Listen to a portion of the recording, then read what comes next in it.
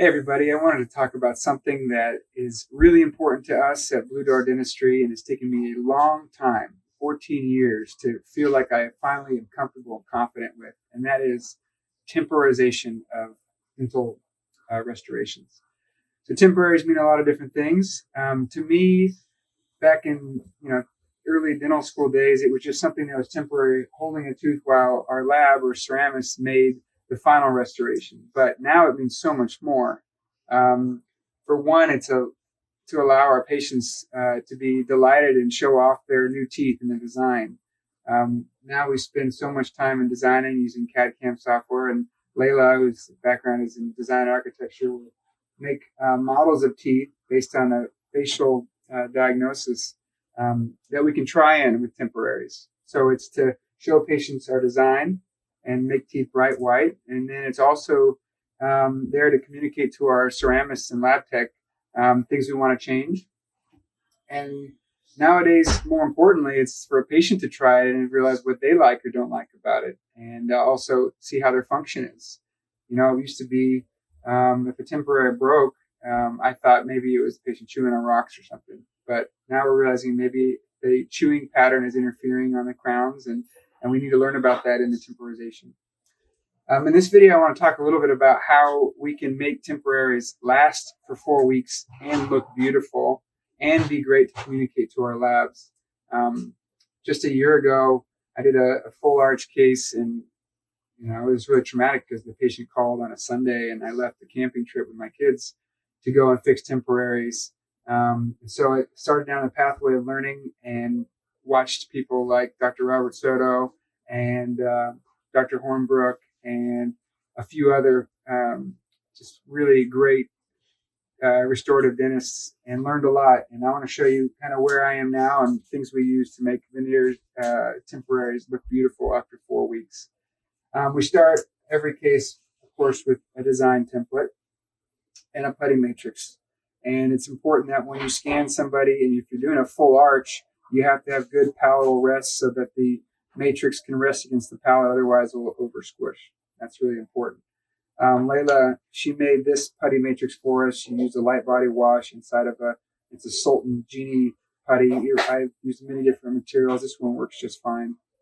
But on a prep day, you would first try this in before you prep teeth, verify that the incisal angles are good and everything's great. But after prepping is really when it becomes important. And these are the steps I use. So first, I'll take the prep teeth. There's a model of some prep teeth, and I'll spot etch every tooth that we're going to be bonding to. Now what this does is it creates etched enamel that the flowable material can actually lock into. And this is really important because we don't want these things to come loose. And so we'll spot etch every tooth. It's very important that the etch is not on the teeth for more than 15 seconds. So sometimes you have to do 4, rinse it off, and then another 4, rinse it off. You don't want to do all of them and have the first tooth over etched, creating sensitivity, and it actually makes the enamel harder to bond to later. So you have to follow the instructions on the etch. The next thing, after you rinse it off, you don't over dry or desiccate, but we go to Optibond FL Prime. Now it's not a bond agent, it's a priming agent. And Dr. Hornbrook, he shared a lot about this. I think this was one of the coolest tips we learned was we use this as a wetting agent. And so what happens, sometimes our temporaries would go on, they would be locked on, but they would leak at the gingival third, and they'd get this brown or blue staining.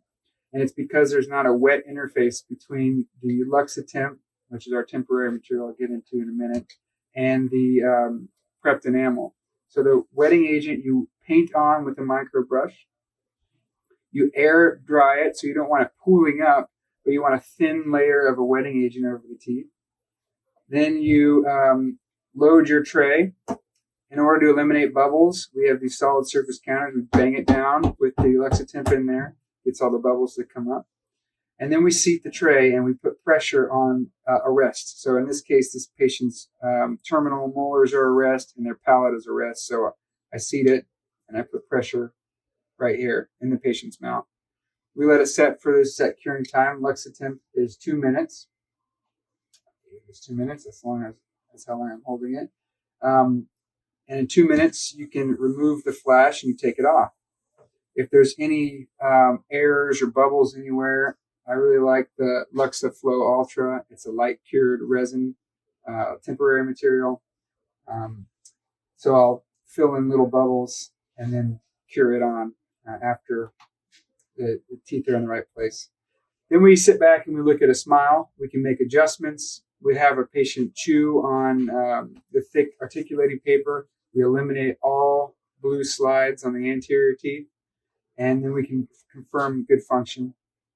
Once teeth are looking great and it functions good, they're not constricting the envelope or anything like that, then we go to this other step. And this is, I think, the key to having temporaries look great for long periods of time. A lot of people spend time polishing.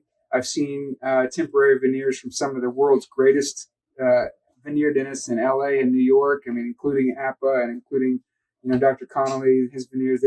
Temporaries look great, but they lose their luster and the material is somewhat porous and it does stain.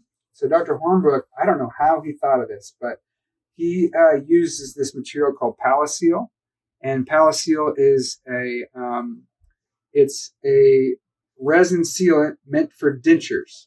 And so it's a very hardcore sealant material and it's light cured.